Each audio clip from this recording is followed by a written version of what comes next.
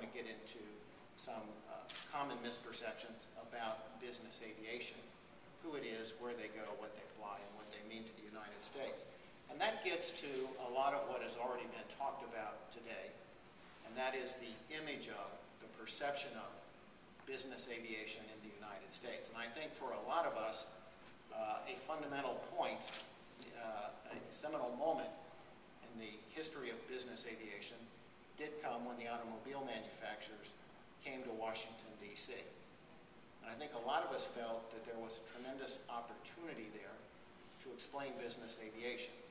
And unfortunately, it was an opportunity that has been lost. I don't know why those CEOs took their airplanes to Washington, D.C. that day. I don't know if that was an appropriate use of business aviation or not. We've never said every use of business aviation is appropriate, but there are a lot of times it is. Whether this was appropriate or not, I don't know. They didn't answer the question. It could be that they took their own aircraft to Washington because 3% of all the commercial flights are canceled, and they didn't want to be on a canceled flight coming to Washington. It could be that they were managing liquidity crisis, and they needed to be in contact with the home office throughout the trip. It could be that they had a group of people and they were discussing proprietary company information en route. It could be that they were going from Washington, D.C. to someplace without good commercial airline service.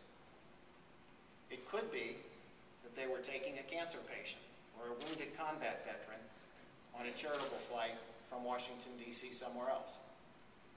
Or it could be it was an inappropriate use of a business aircraft. I don't know. We don't know because they didn't explain it. But what we do know is that going forward, business aviation in the United States cannot afford to be silent.